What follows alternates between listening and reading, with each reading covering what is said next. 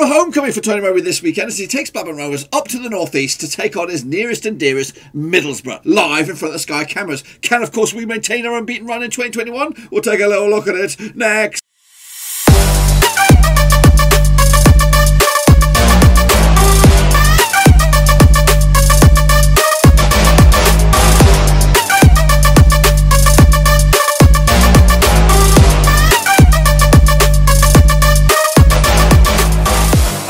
Folks, back once again with another match preview. This time looking forward to Blackburn Rovers going up to the northeast, up to Riverside to take on Middlesbrough. And we'll get to that in just 1 second. If you're new to the channel, stop what you're doing, follow what you're doing, and smash your subscribe. Get you back up to date with all things Blackburn Rovers related. Championship really. Well, football, what are we going to do here on the Waldruski? A bit of a break this past few days for Rovers. Of course, we were gearing up for Swansea City this past week, but that all got kiboshed. Because of the rain. No COVID issues, it's the rain. We can't keep the water off the pitch. To me, it is a breath of fresh air, giving the Rovers players a chance to regroup, refresh, and gear up for a big one live in front of the cameras. Anyway, we'll talk more of that in a minute. I want a big shout out to the patrons. You know who you are. The VIP boys and girls behind the scenes supporting the channel. So I do appreciate that, guys. Anyone else out there that wants to join this illustrious band of men and women, get stuck in there, down there, patreon.com/Roverseas. And there's also other links in the old description. Twitter, Twitch, Facebook. A lot of stuff's going to be happening over those platforms over the next few days. So make sure you check it out.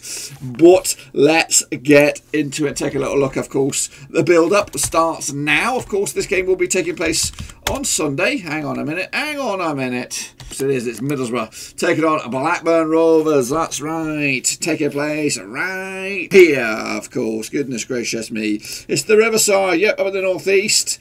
Goodness gracious me. Of course, Tony Mowbray's old stomping ground. He knows where all the good places to go for the Billy bargains, where the good car boot sales are and everything. And he knows how to find a player. I'm bringing in a couple over the few years. Of course, 34,000 fans usually can come into this ground on a normal season. And of course, Middlesbrough doing bits this year with aspirations of the playoffs, currently sitting in and around that area. But last season they finished 17th, of course, with Warnock at the helm. So let's take a look at the tail of the tape. Heading into this, of course, these numbers always flattered to deceive Rovers. We're coming into this, of course, both sides, I believe, playing 24 matches, something like that. Of course, we'll break those numbers down a little bit as we look at the league tables and things like that. But of course, Rovers banging in about 2 goals a game on average. As for their opposition, Middlesbrough, just the one on average as well. It's probably like 1 point something. We'll have a look at it in a minute. Still, Rovers still chipping in with 15 shots per game. Of course, the last time around against Stoke, it was a below par performance for Rovers. I'm hoping we've got ironed out those kinks. Middlesbrough not too far away with 12 shots on 12 shots a match. On average, we both pick about 2 yellow cards a game. About 5 corners as well. It's pretty much identical all the way down here until it gets to the aerial success rate. Rovers have a better area of success rate, probably because we don't like to play the ball in the air, to be fair. It's hardly ever we get a decent corner opportunity, free kick, or anything like that to get ourselves a set-piece opportunity or use our head in an aggressive way. Anyway, possession-based team, that is us, but of course it seems to be going a lot of backwards, sideways passing here, and that's a style of football we don't want to see come back. Of course, at the start of the season, it was a lot of possession-based football, but we seem to be going forward more than we were going backwards.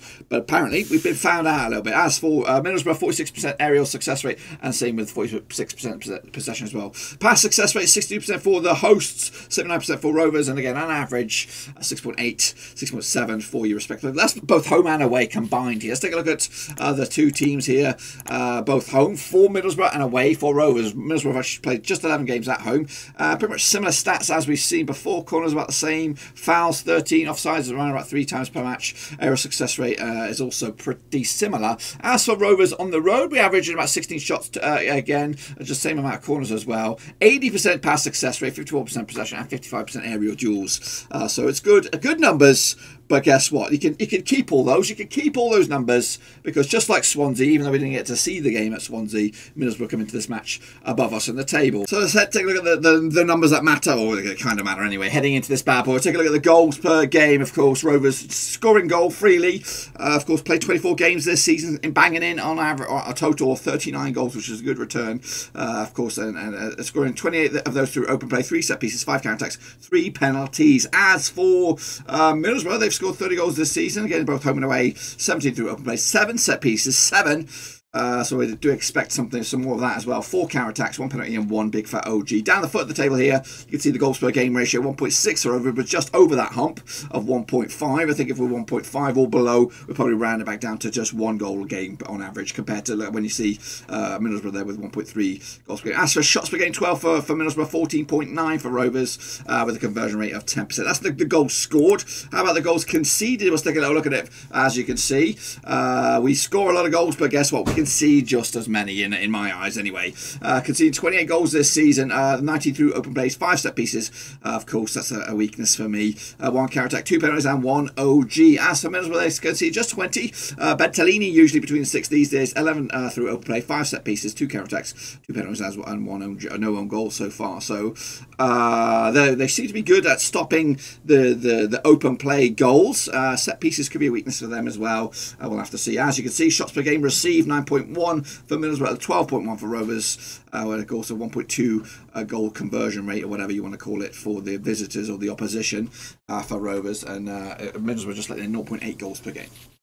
So take a look further on, of course, positional stats of where things go on. Of course, Middlesbrough usually have the ball 42% of the time in the middle third, 33% in the opposition third. That's the sort of stuff that we used to have. And of course, it used to breed success. 25% of the ball kept in our own defensive third. That's not what we want. That's, of course, Middlesbrough in the orange there. Rovers in the blue.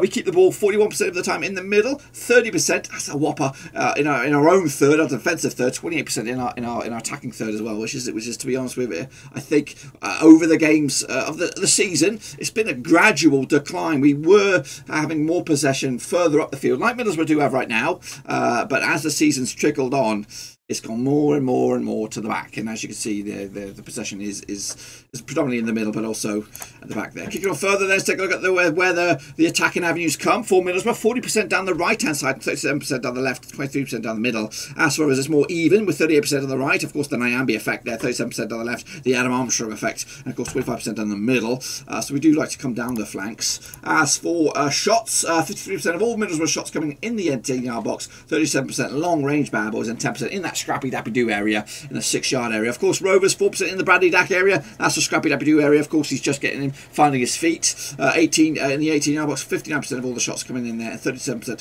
again long range bad boys. And as for shots where they come around in the pitch, 20% on the left for Borough, 15% down the right, 64% down your throat. As for Rovers, 18% down the right, 20% down the left, and 62% down the middle. Pretty much carbon copy ish.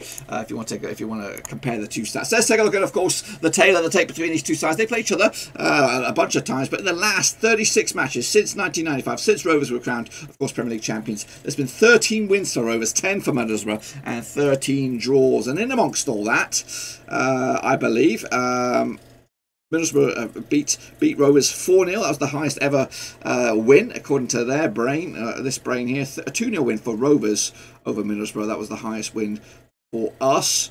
I'm just breaking this down here a little bit.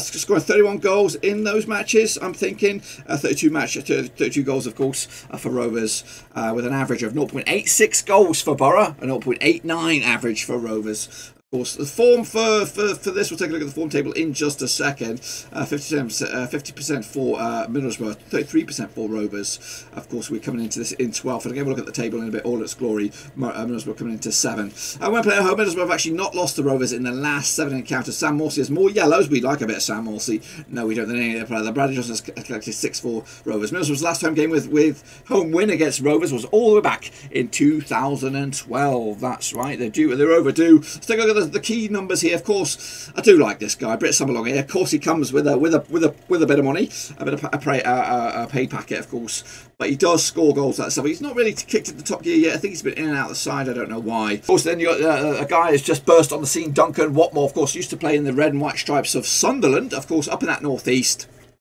I think he was freed, let go. I don't know if they just couldn't afford him or whatever. Middlesbrough took a gamble on him, took a punt on him for, I think, a 12-month contract, and he's just gone on in and it's just smashed. He's absolutely smashed it, coming here, scoring 5 goals already, and now they've re-upped his contract because teams in the Premier League were sniffing. Of course, Jota's got himself 4 goals, and Saville, not that one, he's got himself 4 goals as well. Morsey's got himself 6 yellows, Saville got 4, McNair's got 4, and Howson has got 3. Of course, Sam Morsey has got himself a red card. It comes with the territory, I'm afraid. As for Rovers, Adam Armstrong, of course, leading the charge here. Of course, across the division, 17 goals. goals for his name. Gallagher's got 4, Elliott's got 4, and Johnson's got 3. As for Johnson, he's also got 6 yellows. Lenihan's got 6, Douglas got 4, and Rothwell has 4 as well. Lenihan got the one and only red card. So go at the starting 11s that I suspect for Rovers. It's not really as I suspect. It's kind of what I anticipate, or I would like to see for Rovers. For Middlesbrough, they probably will go with something like this. Bentonelli between the sticks, a 4-3-3 formation with Bowler at left back, McNair, Fry, Jick Steele to make up a back 4, competent back 4, decent back 4.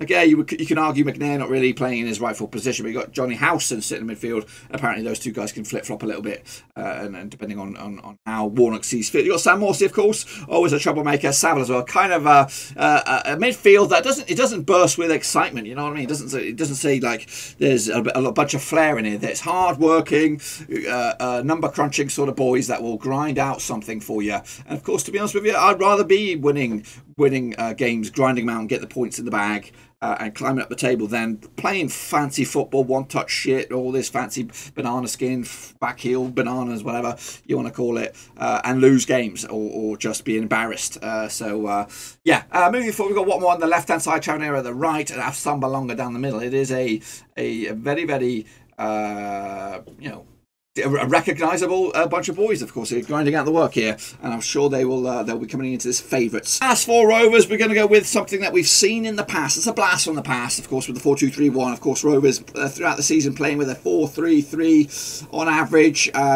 this season. But guess what? Dak is back. Of course, we've been trying to edge him back to full fitness, and I hope this week off or this little Brucey bonus is added fuel to that fire. Of course, with him in here, and in recent times we've been up with the 4-3-3, and you know what, that doesn't suit Dak, and to be honest with you, we have to play to our key players' strengths. There's no point playing Dak in right back, is there, just to get him in the squad. We have to play to his strength. Him and Armstrong, of course, key to this team. Armstrong's goals, Dak's creativity, of course, his work rate as well, up and down the field, Travis as well. Anyway, so I've opted for the 4-2-3-1 against the 4-3-3. As you can see here, I've gone with Kaminsky between sticks, Douglas at left back, Nyambi at right back, young Branthwaite, of course, coming in on loan recently to partner with Lenihan, of course, yet to lose with Branthwaite. Of course, played 1, drew 1. Into midfield, I've decided to go for a young, hungry sort of midfield with Travis and Davenport. They're very two kind of similar players, really, and it might be a bit too much for Travis to pay the full 90 as well, but I think him alongside Davenport will add a bit of energy, a bit of dynamism, of course, moving forward. Leaving some key players on the bench to come on to maybe refresh it at half-time on the 60-minute mark. Dak in midfield, of course, alongside Brereton, Elliott and Armstrong. To be honest with you, I think this is, if we could keep all this together, of course, Branthwaite is not with us, and Elliott isn't not with us for the long haul, or Douglas. But this is I think there's a potential that could be Rovers next season and beyond. Of course, you'd have to patch up those holes. Maybe if we can get Pickering at left back, I don't know. Still a long shot for that. They got two young and hungry midfielders there, defensive midfielders there. Dak, of course, with the creativity. Brereton, of course, still very young, and Armstrong scoring goals. So hopefully that could be the future, but we'll have to wait and see. Kicking on further then, let's take a look at the form heading into this. Of course, Middlesbrough coming into this, beating Nottingham Forest last night, 2-1 win for them. I'm hoping because they've played midweek that they're going to be in a little bit leggy for this one, and Rovers are a little bit fortunate to get a bonus week for them. Of course, prior to that, they did lose at home to Birmingham, or they also lost to Middlesbrough, to Brentford in the FA Cup. They did beat Wickham on the road and also lost to Sheffield Wednesday. So it's kind of hot and cold for Middlesbrough, but guess what? They're doing much better than us in the table. As for Rovers, coming into this, just one win in the past 5 games at the very least. Of course, heading into this, though, unbeaten in the league in 2021, of course, drew on with Stoke last time round. It is difficult. They are an awkward team to play against. We did lose to Doncaster in the FA Cup.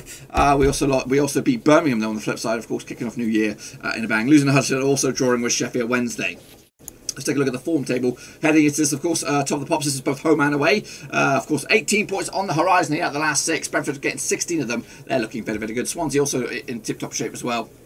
Norwich up there alongside Middlesbrough. Look at them sitting in 4th in the table, losing 2 of the past 6 games. So pretty good. Rovers down to 12th. 1-2, draw 2, lost 2. He's just on to watch Rovers are going to show up.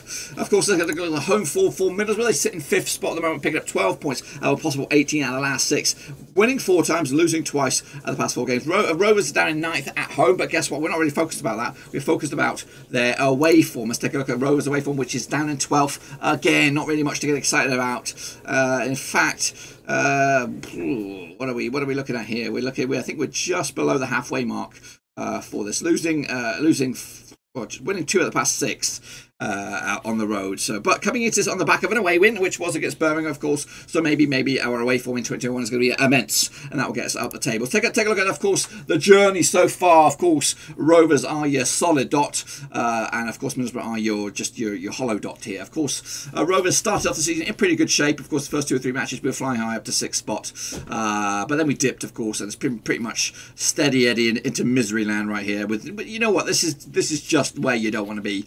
You know, to be honest, you could argue that if you're down here in a relegation fight, you got something to fight about. You could, of course, the season could just blitz on this track, and we'll just have a boring old season, which promised to be so exciting. As for Middlesbrough, they came into slow.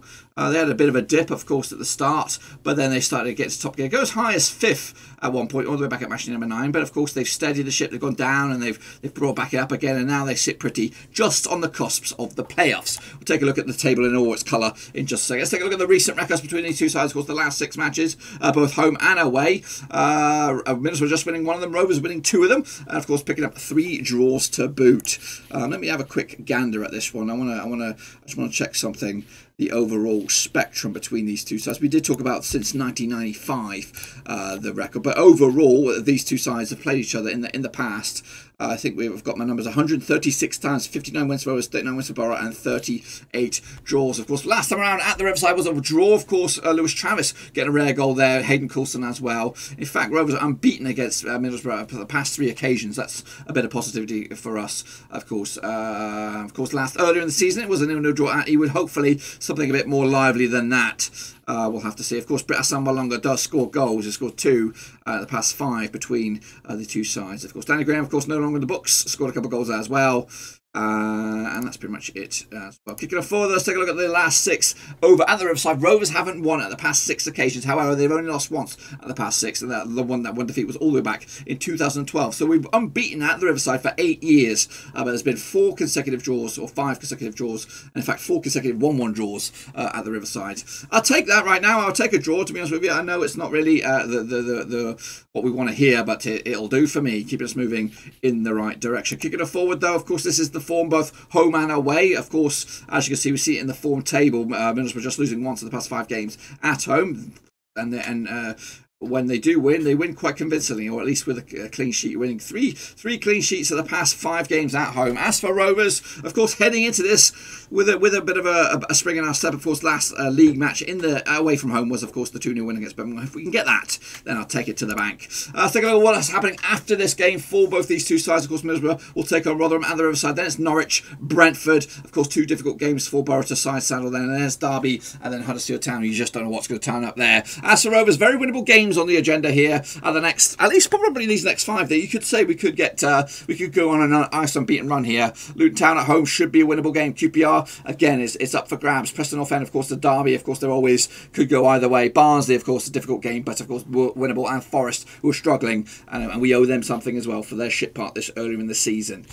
So yes, let's take a little look at the moment before we jump in the deep end. Of course, Tony Mowbray has a soft spot for Middlesbrough. His record though against Middlesbrough when he's managed them both with Rovers and of course at West Brom and Coventry is actually not bad. He's actually managed against them 9 times, winning 3 of them, losing twice, and drawing 4 times, picking up 1.44 points a game. His record though against Mr. Warnock, of course, is not the best, though. He's managed against them 9 times, winning just once. Warnock's won 3 times. There's been 5 draws between these two juggernauts, I would say, out in the English managerial game, of course. So that's what I've had to say about the match. What about the Digicast? Well, Digicast, what do you think's going to happen in this match? Show me what you're talking about.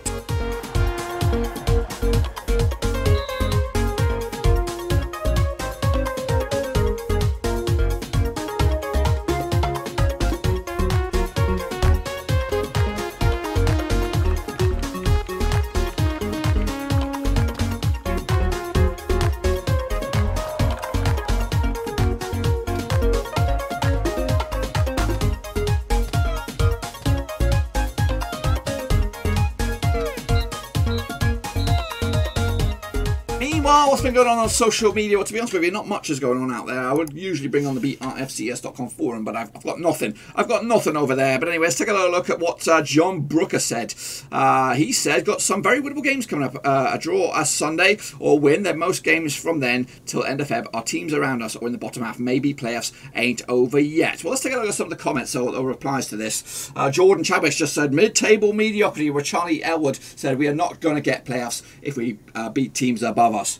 If we can't beat teams above us, it doesn't matter if we beat teams below us. And then a response by Brooke says, if when we win, the teams above us drop points, and then we come up against the top sides, try not to lose. Meanwhile, Ben Hamer says, Borough just lost at home to Birmingham, should be going there and winning if we want to give it a shot. Ian Harry Harrison said, nothing is guaranteed in the Championship just because of teams' last result. Patrick Owens says, beat Middlesbrough at the Riverside, ? I'm optimistic kind of bloke, but I can't see it. This season as well and truly busted. And Bernard Alston also agrees. Here we are on a hiding for nothing at the moment, of course. But that's just a couple of opinions. If you want to check out the beatrfcs.com forum, they are loaded. Of course, you can check out the Facebooks as well. Maybe if you can get into the teams there. Let's take a look at the Championship as a whole. Of course, Rovers a game off this week. There's no real movement for them. Of course, Norwich still lead the charge possession teams, 58% possession, but of course they're turning their numbers into greatness. Of course, top of the table. Rovers are into third here, possession-based teams, but guess what? We're not in third in the table. Huddersfield up to 56. Bournemouth, Brentford make up your power 5. Stoke, the most aggressive side out in the Championship at the moment. 45 yellows, 2 reds.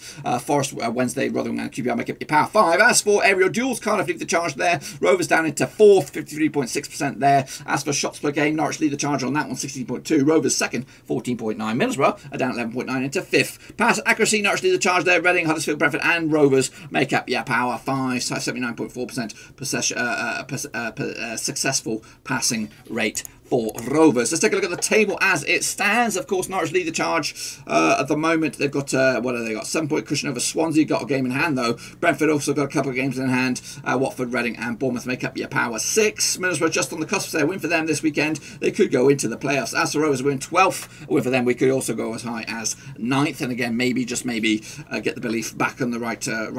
We have a game in hand technically on Bournemouth, so that's something. Wycombe, Sheffield Wednesday, Rotherham going down as it stands. These are the only games taking place this weekend. Of course, I think the match day will kind of stretch into the midweek with some other games. I think Middlesbrough got a double match day this week, and there might be others as well. Preston, of course, taking on Reading. Stoke against Watford. QPR against Derby. But the game is, of course, of the weekend. We'll be at the Riverside. Middlesbrough up against Rovers. Of course, let's take a look at what else have we got here. So here is the top goal scorers chart at the moment out in the Championship. Of course, Adam Armstrong leads the charge. Well, it's actually level on goals with Ivan Toney, who did get himself a red card just yesterday, so he will be suspended for the next match, which could open up the opportunity for Adam Armstrong to maybe get a couple of goals in the meantime. Meanwhile, Lucas Giles making catching up a bit.